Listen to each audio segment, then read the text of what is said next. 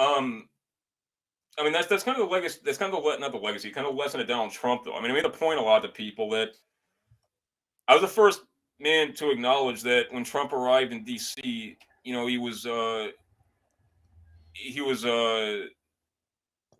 against the wind, as it were, because if if you don't have allies within the deep state apparatus, they can pretty effectively shut down any of your major policy initiatives. But at the same time, I mean, much as the executive has been kind of gelded post Watergate, there is the power of executive order, and I mean that can be undone by that can be undone just as easily as it is implemented by a subsequent administration.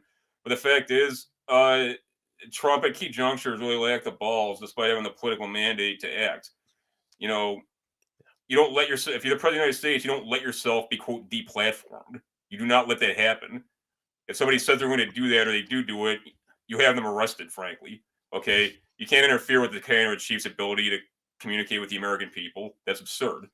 Or this fool in Portland who said that if Trump sends the National Guard, he was going to refuse to allow a federal presence on the ground. Oh, really?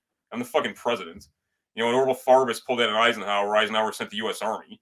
It's like you're gonna accept this, or how about I have you shot? I mean, like this idea that the president's just this guy, this kind of PR man, and people can just obey his orders when they feel like it. I mean that's not how it works.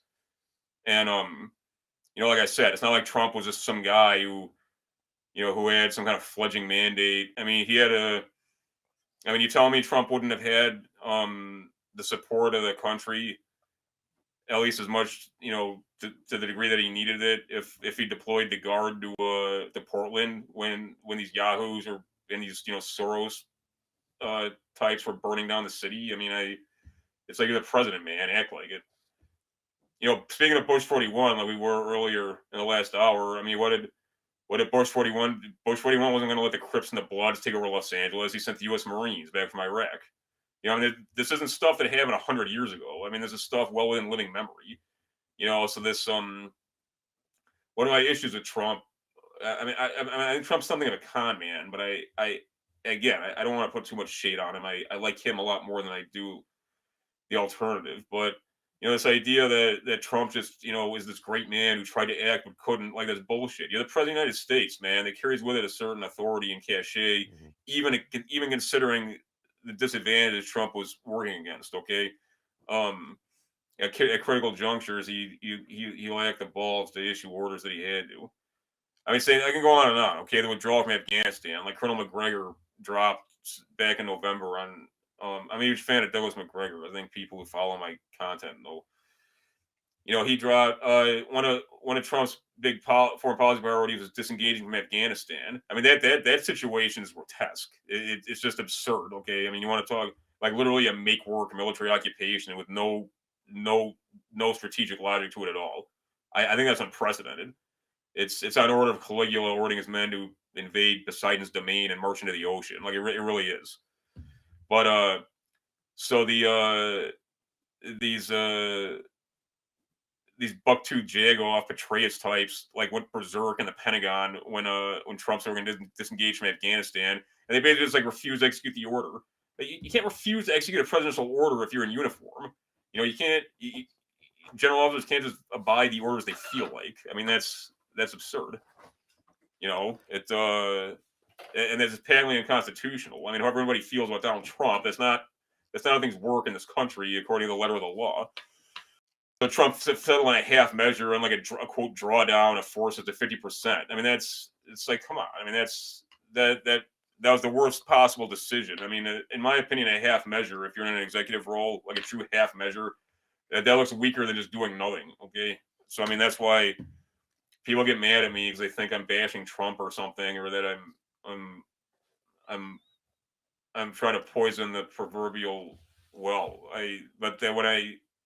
That's where I'm coming from with this. And like I said, I'm not some guy. I'm not some goofy intellectual or academic or something who's talking about how we should turn the clock back to 1800 or something in terms of executive power. Like I said, I'm talking about stuff. I'm not a precedent well within living memory. I'm talking about the LA riots.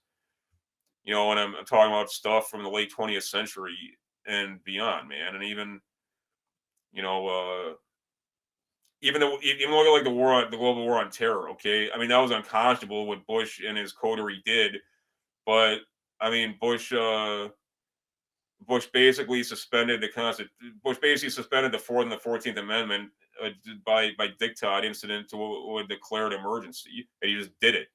Okay, I mean it's not like Bush had some huge mandate. I mean, yeah, I realize 9/11 was somewhat of a game changer in the short term in terms of what people were willing to tolerate, but he just did it. I mean, and it's not like I mean Bush was more in his first term. Bush was a far more popular president than people pretend he was. Mhm. I mean, as you remember, because Yeah. you're, Yeah, he was but popular. yeah, Yeah. by contemporary metrics, he was a reasonably popular executive. But the point is, it's not like he was some guy who, it's not like he had some crazy approval rating, and it's not like he was the second coming of uh of Eisenhower or like John F. Kennedy or something, and he just was able to like insinuate these things into policy, into formal policy, because he had this incredible political coalition behind him. Like he didn't, man. He was just a normal president. He was just a normal post Watergate president. So I mean, people go too easy on Trump for what he really choked, at these key kind of junctures, and that's also when the deep state types that are really screwing with him, because it became clear he wasn't going to act like a real president in this regard. He was going to play martyr and he was going to grandstand a lot, but when it came down to pulling the proverbial trigger on some of these Article Two executive power issues, he wasn't willing to follow through. Um, that's my view of it. Yeah. When it comes to military, are you isolationist? I mean, I've got, I'm probably what people view as a lost cause.